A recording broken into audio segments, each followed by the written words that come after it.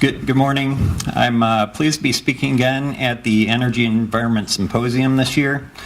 Today I'll provide an overview of the Colorado Oil and Gas Conservation Commission's surface development policy and some resources for local planners and surface developers to identify plugged-in abandoned oil and gas wells. Again, I'm Dave Andrews. I'm the Commission's Orphaned Well Program Manager. I started with the Commission in our Denver office in 2006. I transferred to the West Slope as our Engineering Supervisor in 2009. And then just recently in March of this year, I was promoted to the Program Manager position.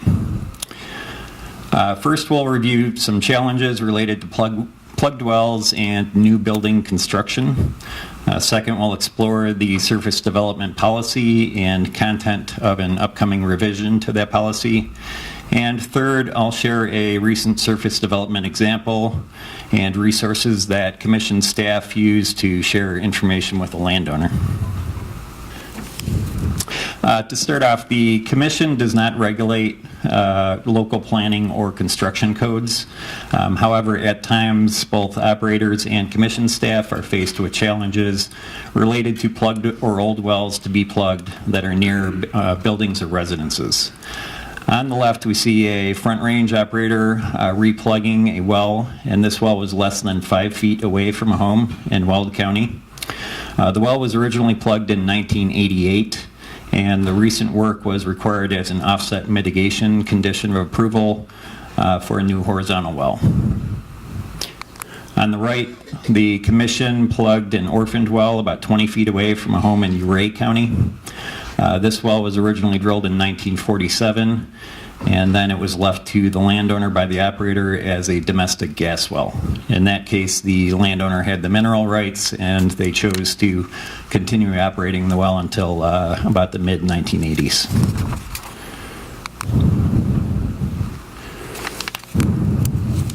So currently, the Commission has a surface development policy that was drafted and adopted in 2001. That policy states that if a surface developer disturbs a plugged well in any way, the Commission considers that action a modification to the wellbore and an oil and gas operation as defined in our Oil and Gas Conservation Act. The surface developer may be liable for any costs and reporting resulting from the operation, and this situation may also apply if the surface developer encounters exploration and production waste during construction. Our existing policy and our forthcoming revision will maintain the same stance on this matter regarding liability. That new revision to the policy should be coming out within the next few months. The primary intent of the changes for the policy are to address different processes that are in place. Again, the first policy was developed in 2001, so we've had many rule changes in process as far as oil and gas operations and the forms that need to be submitted for an oil and gas operation.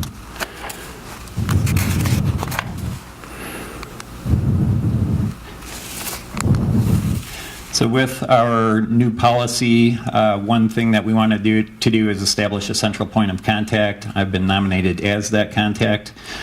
So if a call comes in, one of the first things I'm going to do is trying to determine if it's an active oil and gas operator or if it's a potentially an orphan well where we have no liable operator.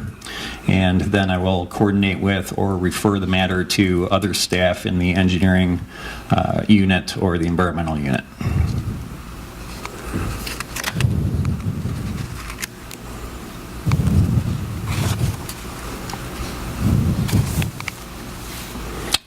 In all cases, the Commission recommends that surface developers and contractors complete the Colorado 811 one-call requirements prior to any excavation.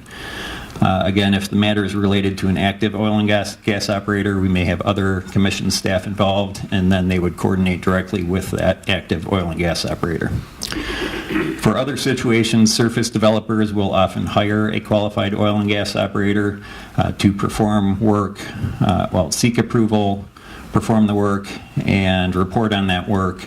And the benefit to the surface developer in that case is that they are in control of timing of the situation, which is usually an issue if you have earth-moving equipment on location. If the surface developer has time to wait and it falls under the eligibility criteria for an orphaned well, then there is some potential that they could transfer it over to the state list. We would prioritize that work and then notify the surface developer when that's about to occur. That may be months or potentially years later, depending on available funds and also existing conditions and how it fits into prioritization with other projects. So there are 3 conditions that would allow a project to be eligible for the orphaned well program. Number 1, there would be no liable oil and gas operator. Number 2, the surface developer or contractor has not disturbed or modified the plugged well in any way. And number 3, a hazard to human health, the environment, or wildlife resources exists, such as active leaks of oil, gas, or produced water, or the presence of exploration and production waste.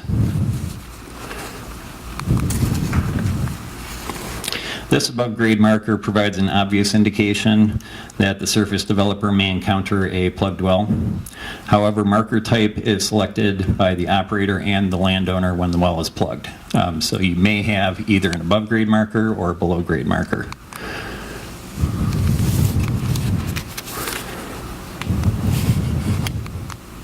Here's an example of a below grade marker that was discovered during installation of an electric utility.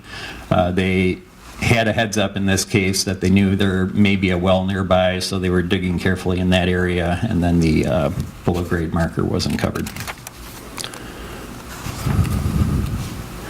The Commission encourages due diligence by planners and surface developers. We do have resources available to help identify old wells, primarily from the 1950s on. The Commission was formed in the mid-1950s. In some cases, we do have data for older wells, but that's not always the case. This was an example where there was a well that was drilled prior to the 1950s that was not mapped in our system. As you can see, it was covered up by a board, and that got moved over. This was discovered by a surface developer when they were installing utilities for a planned subdivision.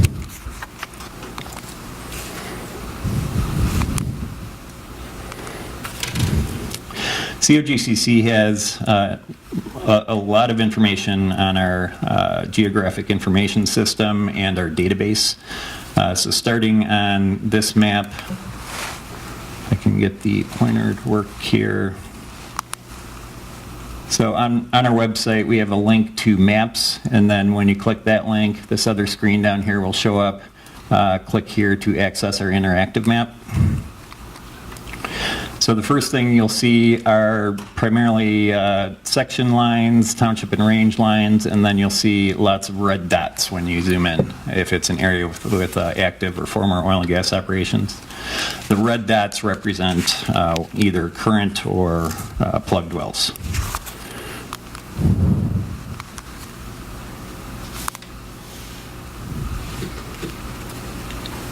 We have what are called scout cards on our system that contain other helpful links to available information. A few that I'll go over today. First of all, GIS links directly to the map. So if you happen to be on the scout card for that well and you click that link, it will zoom into that well on our map. Also, we'll take a quick look at documents here. These are scanned documents of reports that have been submitted to the Commission for that particular well. And we have a link to inspections or field inspections. So when our field inspectors go out to locations, they file reports, those go on our system. So those are available for the wells. If you're looking for a related facility, not that particular well, we have another link to related over here.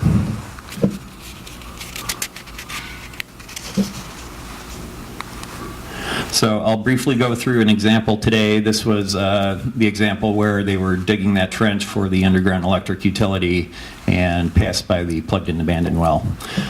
This was in Adams County about a month and a half ago. The well in question is down here in the southeast of the southwest of that section, and the other well tied into that lease, or one of the wells, was this one up in the northwest of the southwest. And there was a former tank, whoops, wrong button.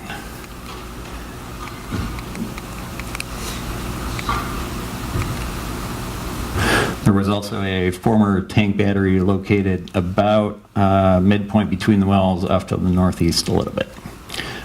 In the next few slides, you'll see those two wells along with Spring Gulch traveling from southwest up to the northeast. So aerial photographs are helpful when we are reviewing these situations. In this case, I've got an aerial photograph from 1999 and again from 2015.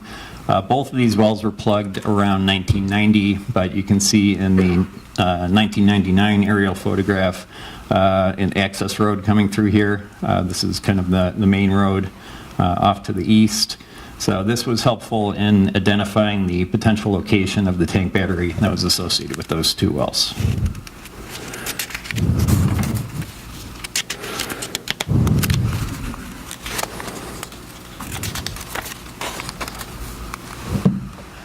This slide depicts what you might see when you click the Documents link on the Scout card.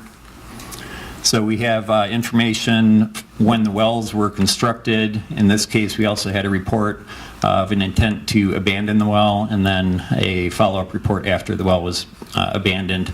That way we've got information on wellbore construction methods and where plugs were placed.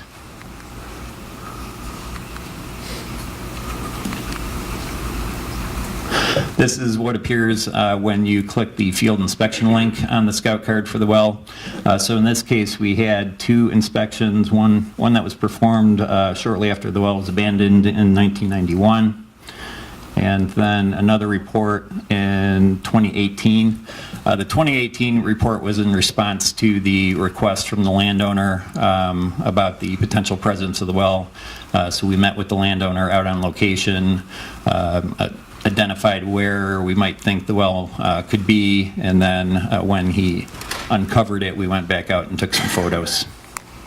So this is a wider view of the same photo I showed before, and you can see the below ground marker for the well, and then the trench for the electrical, underground electrical.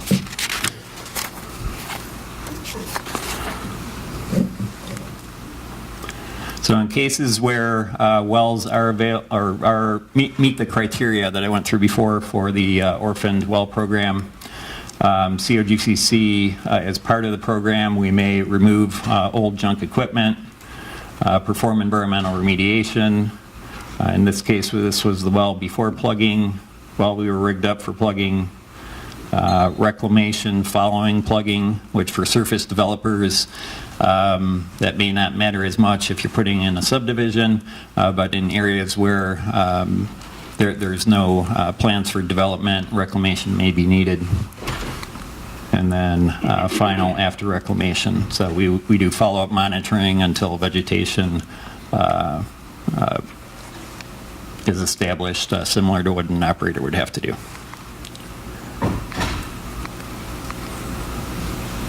And again, I think we'll take questions at the end.